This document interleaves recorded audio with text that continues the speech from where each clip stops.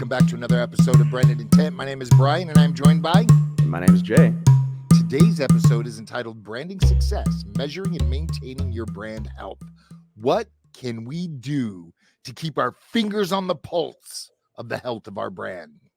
A lot of it is just not the ones and zeros. This is the actual person-to-person interactions, right? The way I boil it down to is brand versus reputation. Now, you can have a reputation without a brand, but you cannot have a brand without a reputation. So what is a reputation? A reputation is an opinion or feeling one has about you that's been built and proven over time. Brand is almost the inverse of that, right? So it's an opinion or emotion someone has through either interacting with you or your company, or just based off of their initial contact with you, right? So people automatically make a decision, or at least a gut feeling, a gut decision of who you are, what your business is, the validity of it, all based off of its appearance, right? So reputation is proven, a brand is appearance initially, and then it becomes proven. So it's kind of strange because an individual that works for a well-known brand can have a boosted reputation, but an individual that has a bad reputation can also bring that brand's reputation down a little bit, right? yeah, I'm a fan of Elon, by the way. So I'm sorry if we lose a couple of listeners, but Elon and Twitter and Tesla, right? So Elon already had a positive reputation going from PayPal to, I forgot what his other business was, but he formed PayPal, sold that, and then jumped into Tesla. Once he was in Tesla, everyone loved him. Everyone started calling him Daddy Elon. He was very prevalent and outspoken on Twitter until he purchased Twitter, and the changes he made to Twitter ended up affecting his personal brand and reputation, which actually affected Twitter as a whole. I don't have the metrics right now as far as what the value of Twitter was and how many points they dropped, but they dropped in value pretty drastically once he started acting out. It's funny you say that because for the last, I don't know, say 18 months before Elon bought Twitter, was really increasing my Twitter game and embracing it for the platform it was. When Elon bought it, he took away some of the native Twitter tools, unless you were a paying customer. He's taken away some of the API functionality, unless you were a paying customer. And I'm like, screw it. I'm now not investing as much time in Twitter as I once was.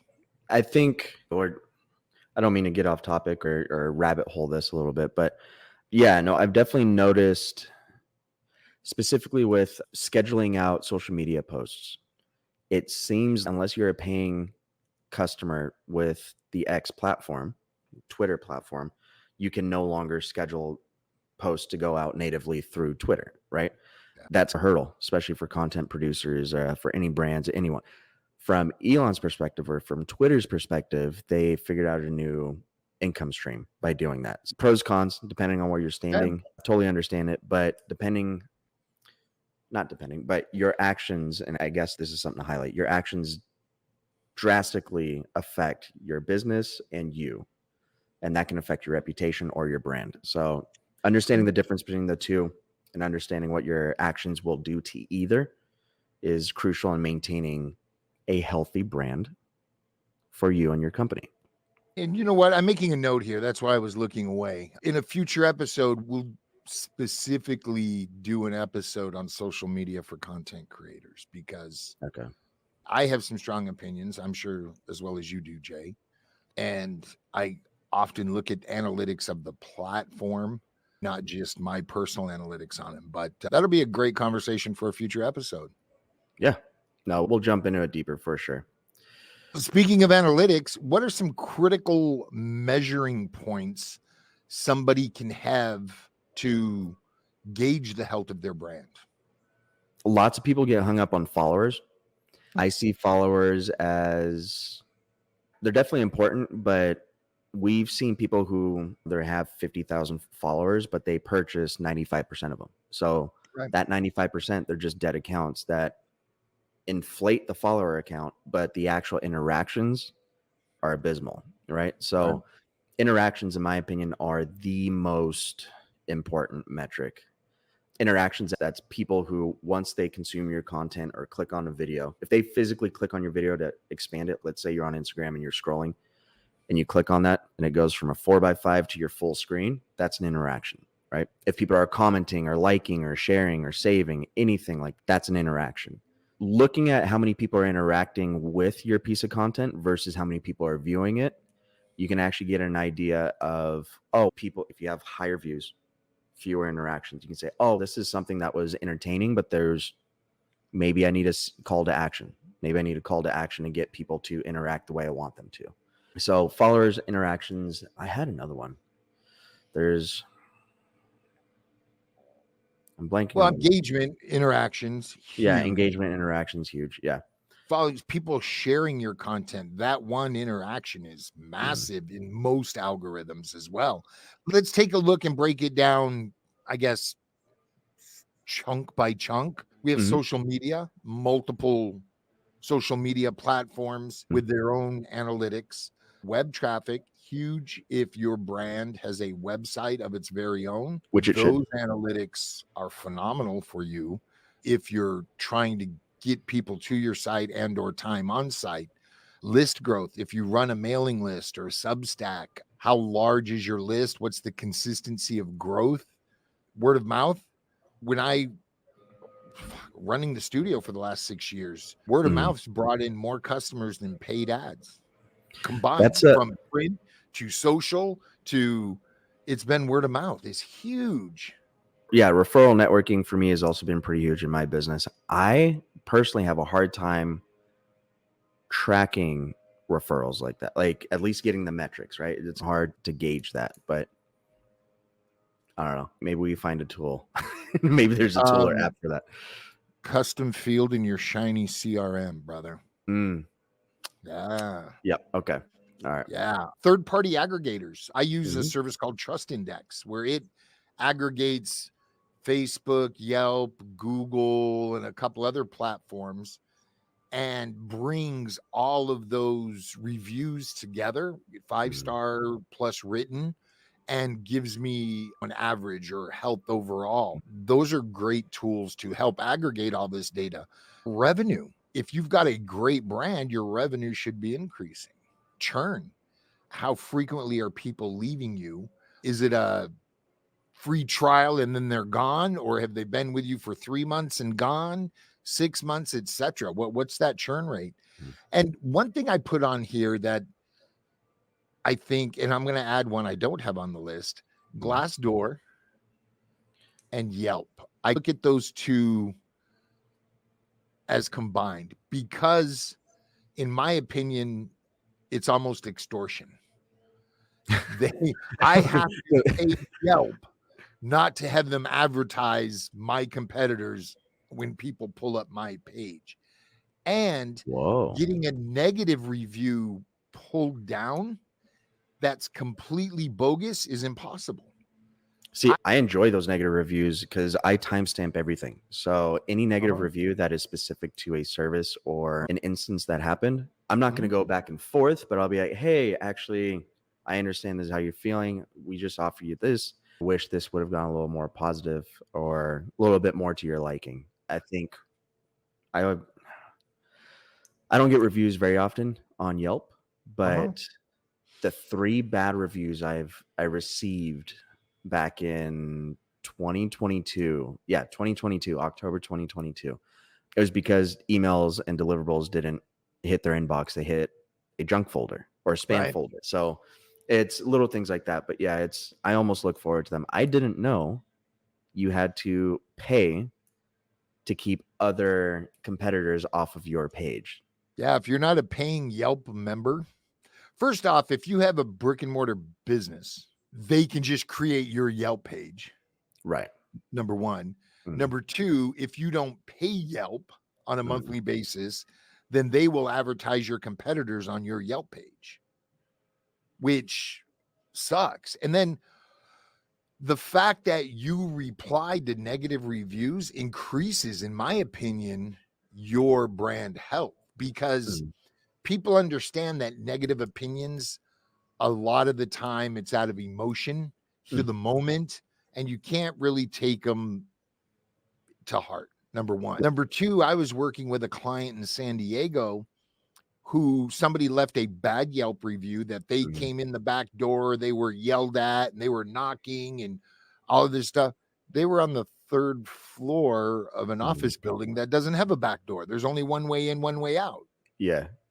And you send your address, you send images, do all this to Yelp, and Yelp's like, yeah, pound sand. And then Glassdoor, I love of Glassdoor, by the way. course, employees are going to leave bad reviews when they leave a company that they weren't happy. But again, you can't take that stuff seriously, in my opinion, because that person that just got fired and leaves a negative review, but they were counseled over 3 months about being on time Mm. and they're consistently late and consistently delivering bad work product. It is what it is. There are ways of using those negative reviews, though. If you can, and it's very hard to do, but if you can sidestep the negative situation, look at what they're posting specifically, and use that as a critique as far as, oh, that's a chink in our armor. That's something Right. that needs to be mended. We're not going to run through this Right. again. So it still can be very useful.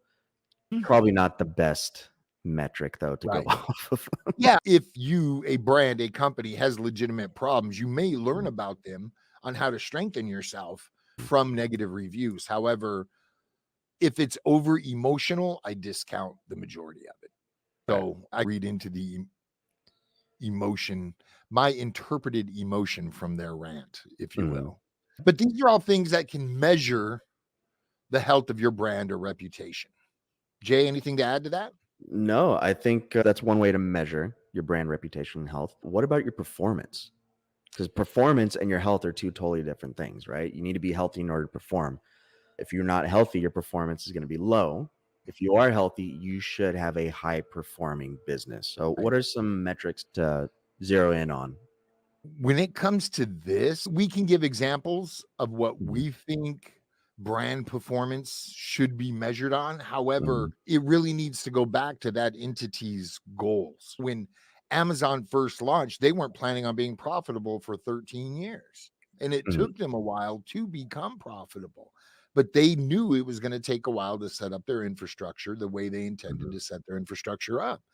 mhm, So you can't really measure revenue. You can measure number of orders.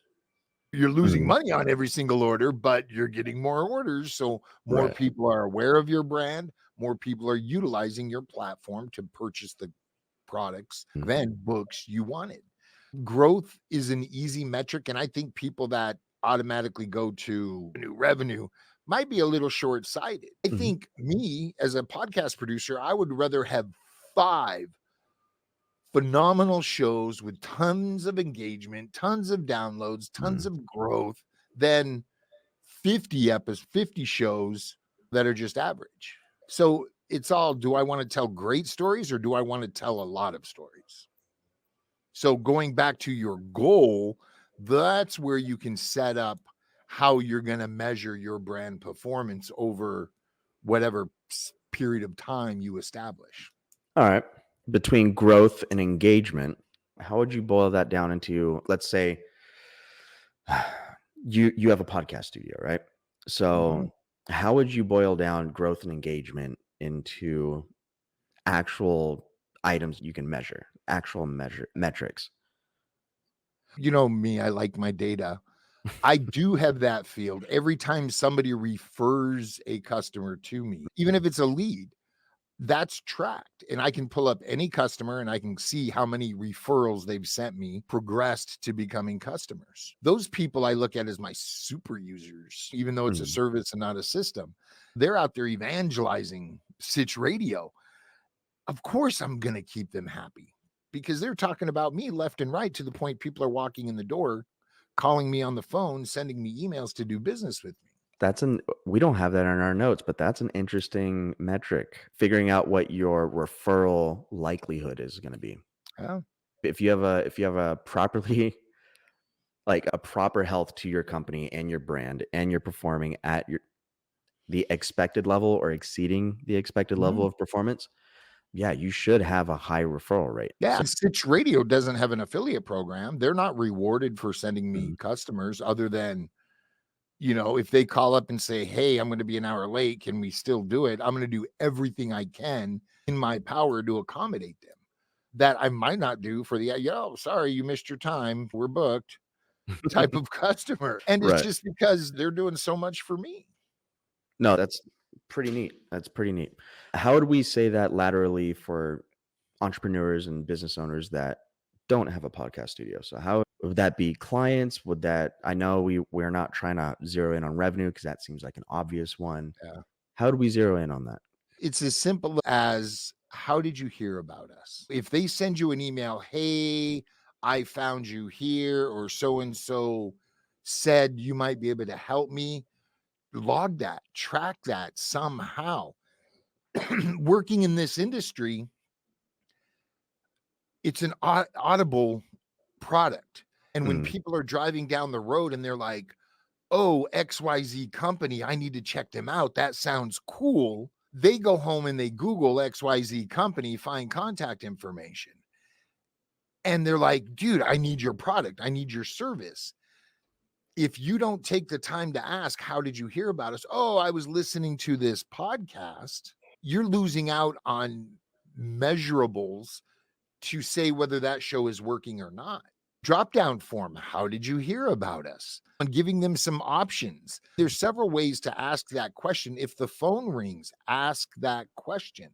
I know the work we've done has driven business to a certain company that didn't measure it.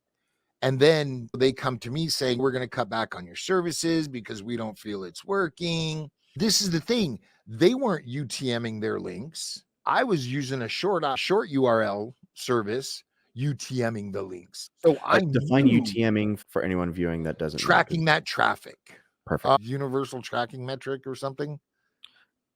Side You note, can Google I that. didn't know the acronym. I needed that. You can use a short link service. I use short Mhm. IO and build custom links. So I can tell you how many people clicked on a link.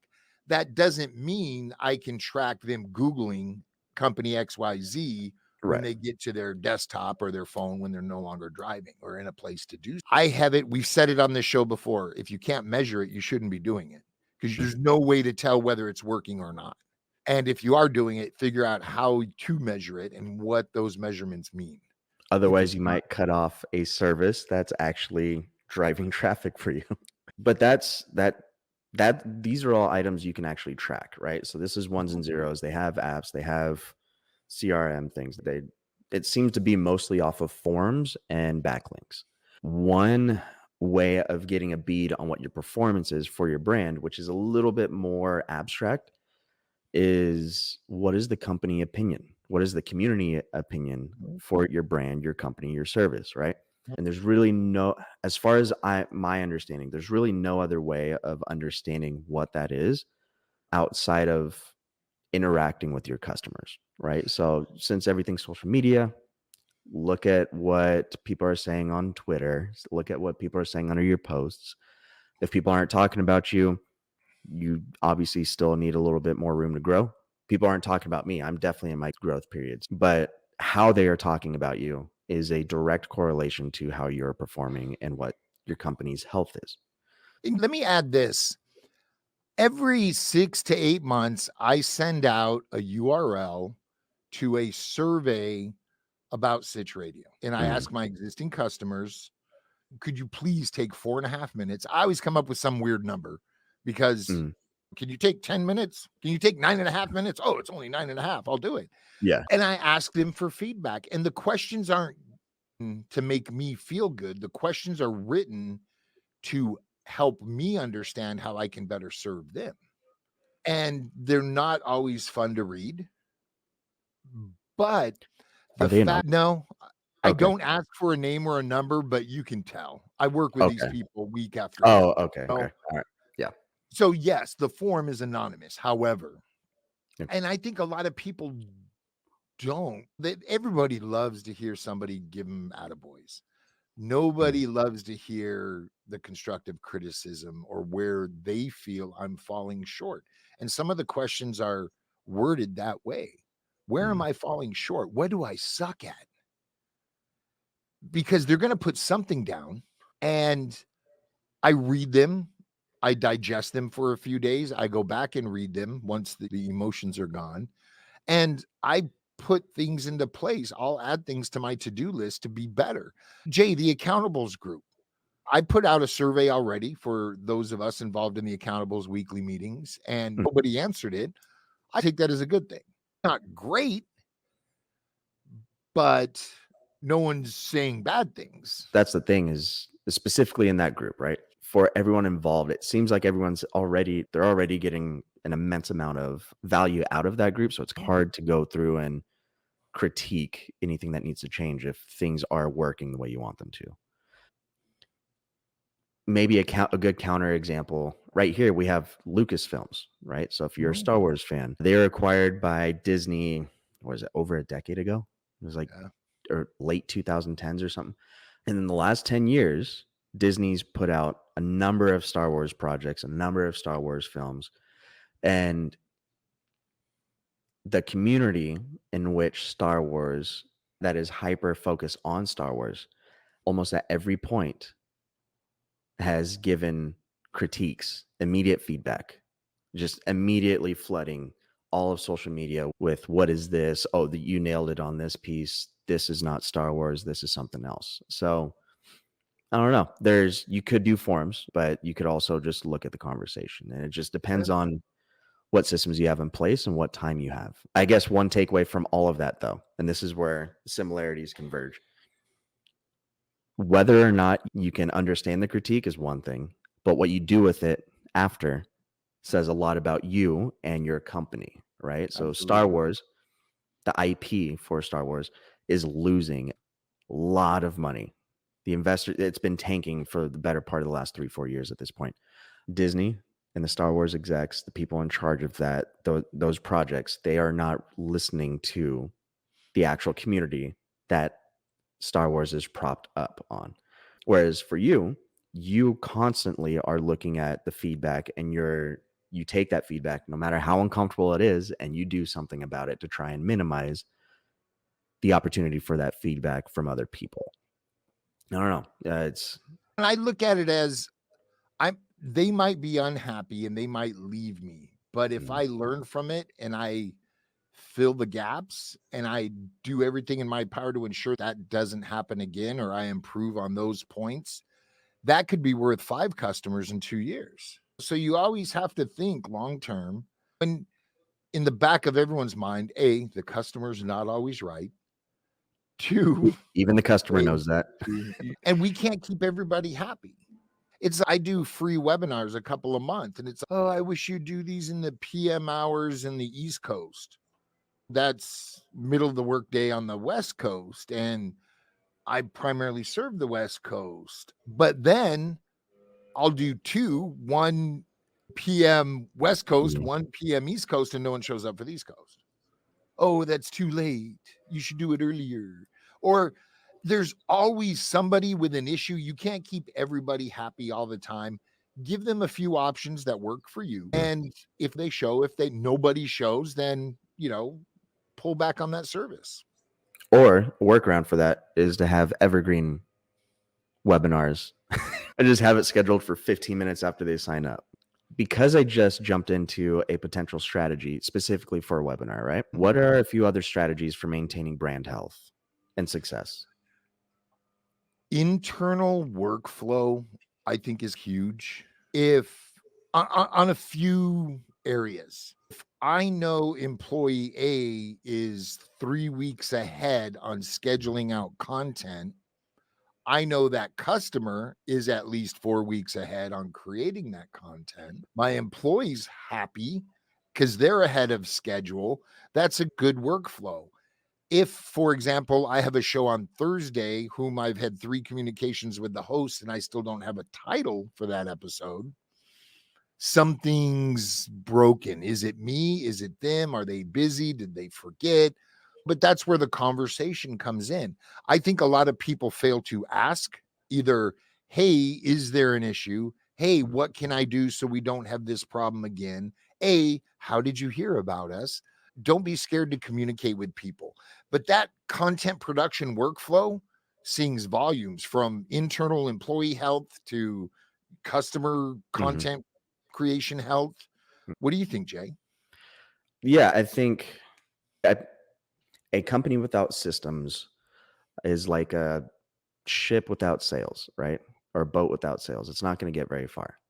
So you do need to have your systems. So content production for your specific user case, since you are running a content production studio, that's huge. For a majority of other people who don't have a studio or are just getting into the content production game, another system that you should have in place is your website maintenance. How often are you going through and developing, updating, or reworking your guys' website infrastructure? Another one could be onboarding and offboarding team members. I oftentimes work either freelance or subcontracting on different projects, and that's if I'm looking for work. Most of the time, I'm contracted with companies to do whatever the project is that they need. Right. Now, if I'm bringing people on underneath me on my projects, I need to have a system so that the subcontractor underneath me isn't bombarded with just trying to get in the loop with what I'm doing. I need to create the path of least resistance for them to do their job effectively. But if you are onboarding or offboarding people, you need to have systems for that. CRM and lists, we touch on CRMs quite a bit in a number of our podcasts or a number of our episodes this season. So we've talked about CRMs and lists quite heavily. So I don't really need to jump into that one. And let me jump in on that one really quick. Yeah, no problem. It can be as simple as an Excel spreadsheet, but it can be your Google Calendar. Call Bill next Friday, and then Friday, call Bill, and then move him to 2 Fridays out, or just move that event out ahead. It doesn't have to be a monthly SaaS subscription basis to manage your client's relationship with them. It can be as simple as a spreadsheet. And I'm in the boat of overcomplicating things for myself. So that's why I don't just use a spreadsheet. But yeah, there's a number of, you can either do it the free way that way, which you have the spreadsheet and a calendar, or you can go through, I think Monday.com has one, Air's another one that's more AI driven. But that goes directly into how often are your touch points with potential previous or current clients, right? So what's the phrase? It's easier to have a repeating customer from a customer you've already made rather than make a new customer, or at least it's cheaper. So when your project wraps up, if you are a service provider, when your project wraps up, how many times are you touching base with that client that you've already completed that project for? And what's the timeline on those? So figuring out what the system is for that. I think it takes 7 touch points for a lead to become a qualifying lead or a customer. Yeah. So what does that system look like? What is your system for quality, like QCing your products and services? And that comes from the critiquing and the forms that Brian was talking about just 5-6 minutes ago. So what does that system look like? And regardless of which systems you need for your business, whether they're all the ones we just listed or just a few of them, how often are you revising and updating each of those systems? You can get too deep into systemizing everything to the point where it's counterintuitive and you're actually losing money. So understanding specifically what needs to be systemized and what doesn't. CRM absolutely needs to. Your customer touch points absolutely needs to. Onboarding and offboarding, that doesn't need to be a deep system, but making sure they're updated regularly is going to save you a lot of headaches. 2 things on that. Number 1, I want to talk about a tactic I put into place that's actually worked. Of a project that wrapped up, we are no longer producing content for them, but their content is still alive and out in the interwebs. Every quarter, I send them a quarterly analytical review. And of their show? What's that? Of their show? Even though you're not managing their show? Yep. Hey, I know we haven't produced in a while, but the last 3 months, your show's gotten 10,000 downloads. Can you tell me how many leads you've gotten from that? When they're like, oh, A, it's evergreen. Great. B, where could that be if we were still producing? And then this is something I still implement to this day. It's called At the end of competition. the year, I evaluate what was my biggest pain point over the last 12 months. And for example, when it was accounts receivable, accounts payable, it's time to plug somebody into that position. I'm removing that pain point from me with a solution. Maybe it's I can't keep track of who to call, when to call. I need to get a bigger, better, faster CRM. But you solve your biggest pain point every year, things will slowly work out. You don't have to have the biggest, best CRM marketing system. So many people go out and spend a lot of money on a monthly basis on a system that does everything for you. I won't say their name. And there's a few of them out there, but then they never put all the pieces into place to make it work for them, or they get frustrated and it was a waste of money. Solve one of the problems, and you might get to a point to where you realize I solved A, B, C, and D. Maybe it is time to step up into a big boy system. And it's easier to do when you have working platforms. Having a marketing system is phenomenal. But if you don't have anything to market, trying to set it up, it's confusing because you don't have anything to market. That was a great point. Sorry, that was comfortable silence. Yeah, you fried my brain a little bit on that one. You went a little deeper on that than I was prepared for. I don't know how to wrap that up. We're cutting this entire 5 seconds, 10 seconds. So. Hey, you know what, Jay? We've done 10 episodes. Season 1 was all about branding because so many people think branding is just a logo or a color. And I think that we've done a good job at really setting people up for success to understand what branding is, why it's important, and how branding integrates with everything else they're going to do in business. And before I move on to what we're going to be talking about next season, do you have anything to add to that, Jay? No, aside from my gratitude, I'm hoping that you as the listener have gotten the value that you hoped you would have gotten from listening to us. We have a tendency to quip and run down rabbit holes, and it's because we're passionate about this. We try to tell stories to laterally explain the actual topics and information that we're trying to explain to you guys. That way it's something that you guys can latch on and be like, oh, all right, that makes a little bit more sense in that context. But yeah, I want to express my gratitude for sticking with us for our first season. We have another 9 more pre-planned right now, and we're not intending to cut this short by any means. So if you got value out of this season, please stick for the next one. I think the next season we're talking specifically on content production, correct? Content creation and marketing, actually creating content and how to market it. And the next seasons are going to be a little bit faster paced. We're going to get through the content a little quicker. However, you're going to have a lot of actionable takeaways from each episode. We really want to set you up to create good content within a content creation system. Have that procedure, have that workflow down. That's paramount. Process over progress, Jay. Yes, sir. Yes, sir. But we are going to take a couple of weeks off. We will be back August 5th with episode 1, season 2. Man, it's been 10 episodes already, Jay. Yeah, it flew by. Definitely flew by. And this was manageable for us because we had systems for creating this content. So absolutely, we're going to get into all that this next season. But yeah, if you don't have any other words to sign off on, I think we should let our people go. I wanted to say one last thing. Okay. You can find us by the links in the show notes below. My name's Brian. Thank you for being here. Thank you for putting up with us. Hopefully you learned a little bit. If you didn't learn, I want your constructive criticism and comments.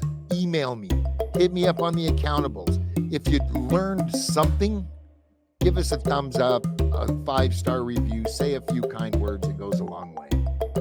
And my name's Jay Alba. You can find me at the accountables or at my links listed down below.